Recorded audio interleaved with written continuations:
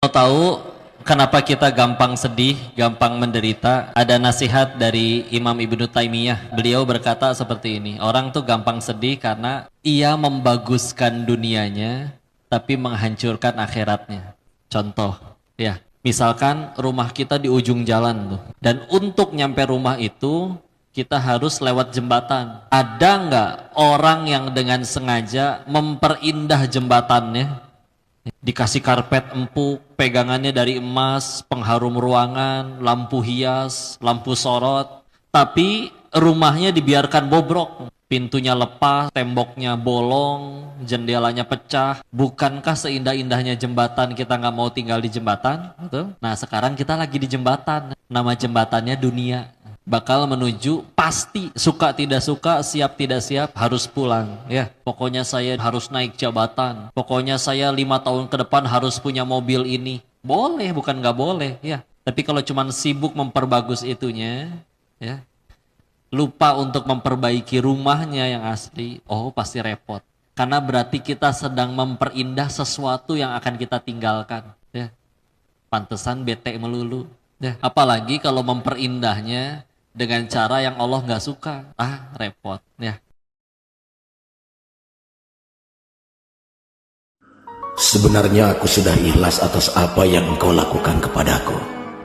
Namun bila suatu saat nanti rasa sakit dan kecewa ini berbalik kepadamu, percayalah, itu semua bukan karena aku mendoakan yang buruk kepadamu. Mungkin itu karena dulu aku sempat menangis, dan derayan air mata itu aku tumpahkan di hadapan Tuhan.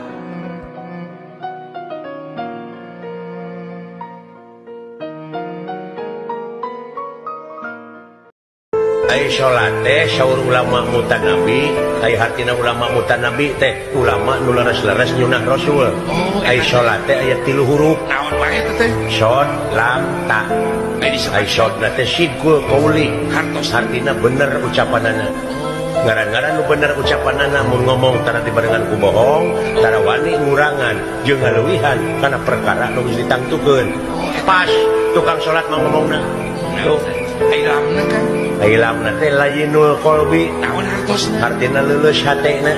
Tuh, Tuh ahli sholat mah. leuleus hatena. Ai leuleus hatena teh dina prak-prakanana sopan santun ramah tamah tawado, kaituna tungtungna teu melengkung bekas nyalahan. Oh, eta teh.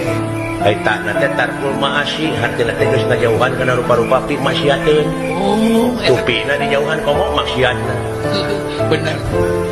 Orang yang selalu mengingat kebaikannya, akhirnya apa? Timbul sifat nepuk dada, membanggakan jasa, lahirlah pahlawan-pahlawan kesiangan.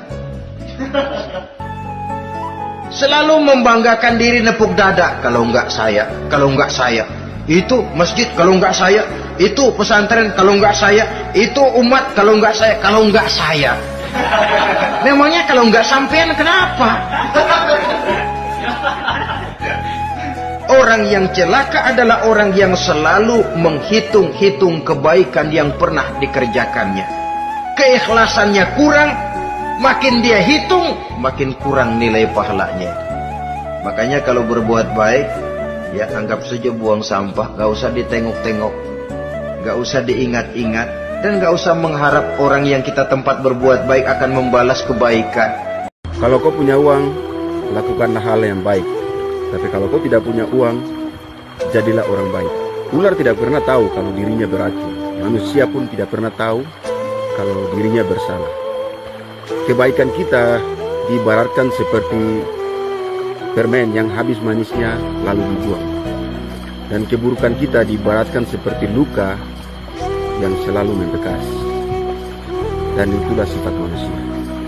Ketika ada seseorang yang tidak menyukai kamu, maka dia akan bersekutu dengan orang yang tidak menyukai kita juga. Dan tanpa sadar, mereka akan mulai menghasut orang-orang lain untuk membenci kita. Di antara mereka, itu belum tentu satu pemikiran loh satu sama lainnya. Mereka itu hanya punya niat yang sama, yaitu apa? Menjatuhkan diri kita. Bayangin aja, mereka membentuk pasukan hanya untuk menjatuhkan kamu seorang. Lihat dong betapa hebatnya dirimu. Ada tipe orang yang prestasi akademiknya biasa-biasa saja di saat sekolah, tapi bisa jadi lebih sukses dan berhasil dalam berkarir di dunia kerja dan wirausaha. Hal ini disebabkan karena kemampuan non-teknis atau soft skill. Dan ini tidak didapatkan di kurikulum sekolahan. Apa itu soft skill? Yakni nyali keberanian, mampu untuk berpikir kritis, percaya diri, motivasi serta daya juang yang tinggi, luwes, pandai beradaptasi dan berkomunikasi, serta tidak lepas dari memiliki akhlak, integritas, dan sikap yang baik. Mari latih diri dan anak-anak kita untuk tidak hanya berfokus pada kecerdasan akademik semata, tapi juga harus meningkatkan kemampuan soft skill. Teruslah belajar dan berlatih mengasah kemampuan dimanapun kita berada. Semangat, Warriors!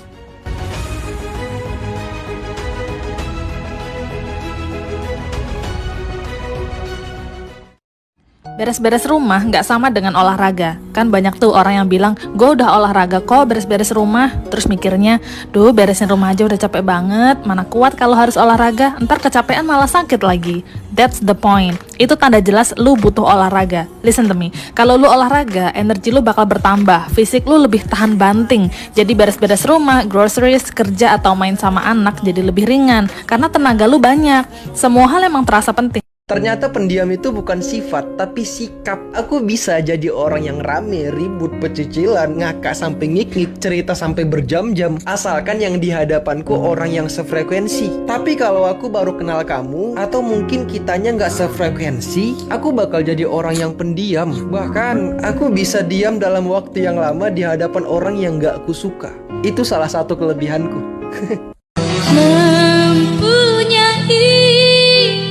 Seorang teman sepertimu, seumpama duri menikam hati, biar serupa hakikatnya berbeza, hilang kejujuran, sering keucapkan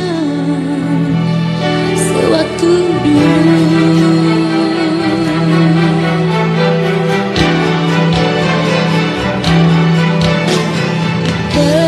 Pemikiran kita yang sering bertentangan menjadikan hidup tak sehaluan. Jalan terakhirnya adalah perpisahan yang akan dapat memberi suatu kesan yang mendalam. Oleh karena itu Nabi SAW mengajarkan kepada kita dalam kehidupan ini, kun fid dunya ka'annaka gharib au abiru sabil. Jadilah engkau dalam kehidupan dunia ini seperti orang asing, perantau. Ya, seperti yang sedang ada di tempat ini. Kita perantau. Tapi kadangkala orang perantau itu terlalu enak di negeri rantauan, lupa sama kampung. Au abiru sabil, yang lebih pantas hiduplah di dunia seperti orang yang sedang transit. Lihatlah orang-orang yang hendak menuju ke Makassar, berangkat dari Kepi, naik pesawat turun di Merauke. Dia tidak akan lama-lama di Merauke. Dia tidak akan sibuk bangun rumah di Merauke. Dia tidak akan belanja banyak-banyak di Merauke. Dia akan berpikir, saya mau pulang. Saya akan segera ke tempat tujuan kita. Kita pun seperti itu. Engkau punya harta, kirim ke tempat tinggalmu. Bangun rumah yang besar di sana. Dan dunia bukan tempat tinggal kita, jemaah. Ahibati fillah, hari ini hari Jumat. Harinya bersalawat buat Nabi alaihi salatu wassalam. Perbanyaklah salawat buat Rasul sallallahu alaihi wasallam. Baca suratul Kahf. Di akhir Jumat ada waktu yang mustajab untuk berdoa. Mulai kita berpikir jamaah untuk menuntut ilmu, mencari akhirat kita. Dunia akan kita dapatkan insyaallah. Pengaruh pertemanan, pengaruh sahabat sangat menentukan sikap mental dan kepribadiannya.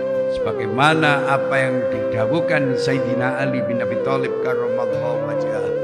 Orang yang makan bersamamu itu belum tentu sahabat. Sahabatmu sejati adalah orang yang mau mengerti, orang yang mau mendekat, orang yang mau membantu tatkala kamu dirundung kesulitan dan kesusahan. Allahumma sholli ala Muhammad. Kunci sukses itu satu saja, jangan cari yang lain. Khususnya buat anak muda.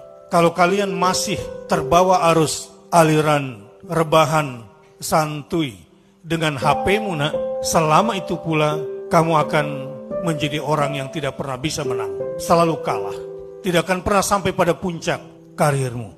Sebaliknya, jika kamu memang orang yang berani hidup berdampingan dengan susah, menjadi pekerja keras yang berani berdampingan dengan resiko, berani untuk menghadapi berbagai macam tantangan, bahkan resiko kematian, bahkan dekat dengan kematian, sehingga selalu ingat mati, maka kamu akan menjadi orang yang menang, mulia, sukses dimanapun kalian berada. Kiai cenah kula kurang kumaha penting tahajud isuk-isuk salat dua tapi usaha macet dihubung-hubungkeun ibadah jeung nu kos kitu cangkel emang ngadengna ge kudu ngaji heula teh jelema kos kitu tah geus ibadah mah geus ka Allah lillahi taala ulah sok dihubung-hubungkeun jeung usaha sebab usaha mah eta mah geus dibagi ku Gusti Allah geus anggeus pembagian urusan dunia waktu urang keur di jero beuteung sugihna susahna geus aya tulisanana ulah sok dihubung-hubungkeun ku ari mah tinggal lillahi eta mah urusan-urusan salat duha kana rezeki eta mah sakadar ngabibita jeung jelema anu handap imanna nu ipis imanna supaya kabita. Kamu harus paham tugas kamu itu berusaha, soal hasil akhir urusan Allah. Maka kamu harus paham, kalau kamu yakin akan ada pelangi setelah hujan, maka kamu harus lebih yakin akan ada kebahagiaan setelah perjuangan. Juli, air matanya udah ya. Semoga gak banyak kecewa lagi. Semoga lebih bisa sayang sama diri sendiri. Gak perlu banyak senang, yang penting tenang. Juli, bantu aku melupakan segala hal yang sakit ya. Aku mau bulan ini jauh lebih ringan dan jauh lebih tenang.